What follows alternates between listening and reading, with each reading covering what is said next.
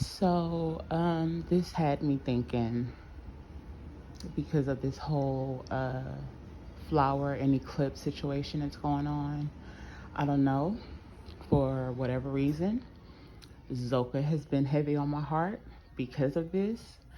And I guess it's because I'm older, much, much, much, much, much older than Eclipse, Flower, and Zoka, Jayon. And it's weighing heavy on my heart. She's the youngest person there. Like I said in the other video, another video I made, that I found out that they call her baby Zoka in the house, but they never do it really online. And that kind of troubled me a little bit, to call someone baby Zoka or baby anything, but she's engaging in all of these illicit activities. I guess it's bothering me because this woman, this young adult woman, has gone through so many traumatic experiences, and that's why she's behaving this way, because her brain hasn't fully developed yet. She went to that cult extremely young, and she was exploited. She was taken advantage of. She was humiliated. She was used and abused and used as a weapon for the other women. And this is going to affect her for the rest of her life because she's so young. I'm not crying. I know it sounds like I'm crying, but I'm not. It's just very emotional because I'm an empath. And even though Zoka may never ever speak it, this is hurting her because she's human. At the end of the day, she's human. And Courtney is her husband. And she delivered his child. And he left her. And I was under the impression that husbands are supposed to be your protector. They're supposed to be the first line of defense. This didn't happen in that case. He said multiple times that Zoka is gone. She's the most gone there. She has a program to be brainwashed and all the stuff that he recently said. But you left her there. That's your wife. And because all this is happening before her brain has fully developed, it's going to cause a tidal wave of mental illnesses that she probably doesn't already have, but will have. And I think people need to look at that a little more. People need to recognize that and acknowledge that, that this is affecting her in the long run. And it doesn't matter that she's still there or still following the cult. At the end of the day, she's a human, and she's a very, very young human. So this is like a throwback video of the way she used to look and how she looks now. Wow. And it's sad. It's really sad. I just wish people would send all the love and light that y'all send to Flower to her. Because in my eyes, because of my age, she's a baby. I'm not fond of her because of the things that she's done. But I'm pretty sure she was forced to do it, manipulated to do it. But she's so young. I have a stepdaughter that's 23 years old.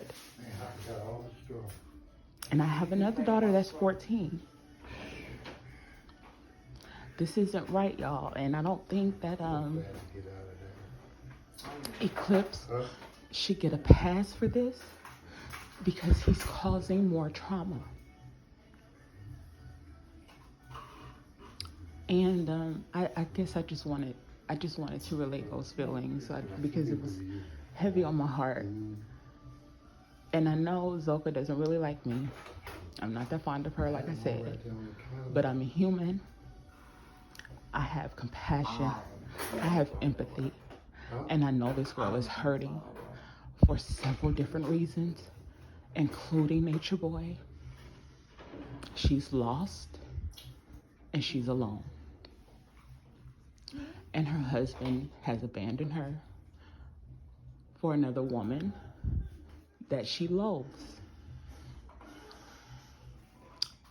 And her husband is going around calling himself Love, which was the name of her baby.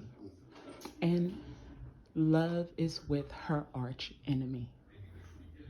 What do you think that's doing to her spiritually, mentally, and emotionally? Put yourself in her shoes for just a microsecond, just a microsecond. And remember when you were really, really young and you thought you knew everything, and then you got older and realized you ain't no shit. That's where she is. And this is starting to bother me. The grandiose publication of their love everywhere. She can act when she posts a video. She can act on a live. But if you have the eyes to see, you see that this girl is hurting. And if you have the kind of heart and moral compass that I do, then it would kind of bother you too. And I just wish people would kind of take a look at that and consider that, wait a minute, okay, they're in love, quotation supposedly, but what about baby Zoka? Whatever happened to baby Love, Solar and Zoka was forced to do what Nature Boy told them to do. So just like he has to live with it for the rest of his life, so does she. But that baby came out of her. And she's still a baby. So when people say that she's possessed, which is probably true because Nature Boy did delve in the occult, so there's no telling what the heck they did, what kind of rituals, what kind of sacrifices. But psychologically and mentally, she's gone. And that's just, I don't know, it's just bothering me. So I just want y'all to check out these videos to see what you think.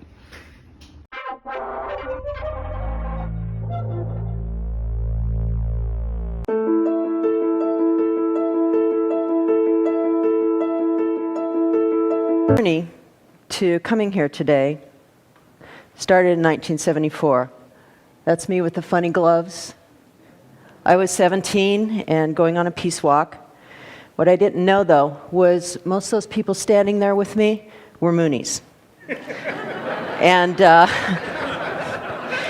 within a week, I had come to believe that the second coming of Christ had occurred, that it was Sun Myung Moon, and that I had been specially chosen and prepared by God to be his disciple. Now, as cool as that sounds, my family was not that thrilled with this. And they tried everything they could to get me out of there. There was an underground railroad of sorts that was going on during those years. Maybe some of you remember it. They were called deprogrammers. And after about 5 long years, my family had me deprogrammed, and I then became a deprogrammer. I started going out on cases, and after about 5 years of doing this, I was arrested for kidnapping. Most of the cases I went out on were called involuntary. What happened was that the family had to get their loved ones some safe place somehow, and so they took them to some safe place, and we would come in and talk to them, usually for about a week. And so after this happened, I decided it was a good time to turn my back on this work. And about 20 years went by. And there was a burning question, though, that would not leave me, and that was, how did this happen to me? And in fact, what did happen to my brain? Because something did. And so I decided to write a book, a memoir about this decade of my life. And toward the end of writing that book, there was a documentary that came out. It was on Jonestown. And it had a chilling effect on me. These are the dead in Jonestown. About 900 people died that day, most of them taking their own lives. Women gave poison to their babies and watched foam come from their mouths as they died. The top picture is a group of Moonies that have been blessed by their Messiah. Their mates were chosen for them. The bottom picture is Hitler Youth. This is the leg of a suicide bomber. The thing I had to admit to myself with great repulsion was that I get it. I understand how this could happen. I understand how someone's brain, how someone's mind can come to the place where it makes sense. In fact, it would be wrong when your brain is working like that, not to try to save the world through genocide. And so what is this? How does this work? And how I come to view what happened to me is a viral mimetic infection. For those of you who aren't familiar with mimetics, a meme has been defined as an idea that replicates in the human brain and moves from brain to brain like a virus. Much like a virus, the way a virus works is it can infect and do the most damage to someone who has a compromised immune system, right? In 1974, I was young, I was naive, and I was pretty lost in my world. I was really idealistic. These easy ideas to complex questions are very appealing when you are emotionally vulnerable. What happens is that circular logic takes over. Moon is one with God. God is going to fix all the problems in the world. All I have to do is humbly follow, because God is going to stop war and hunger, all these things I wanted to do. All I have to do is humbly follow, because after all, God's the Messiah. He's going to fix all this. It becomes impenetrable. And the most dangerous part of this is that it creates us and them, right and wrong, good and evil. And it makes anything possible. Makes anything rationalizable. And the thing is, though, if you looked at my brain during those years in the Moonies, neuroscience is expanding exponentially, as Ray Kurzweil said yesterday. Science is expanding. We're beginning to look inside the brain. And so if you looked at my brain or any brain that's infected with a viral mimetic infection like this and compared it to, well, anyone in this room or anyone who uses critical thinking on a regular basis, I am convinced it would look very, very different. And that, strange as it may sound, gives me hope. And the reason that gives me hope is that the first thing is to admit that we have a problem. But it's a human problem. It's a scientific problem, if you will. It happens in the human brain. There's no evil force out there to get us. And so this is something that through research and education, I believe, that we can solve. And so the first step is to realize that we can do this together and that there is no us and them. Thank you very much.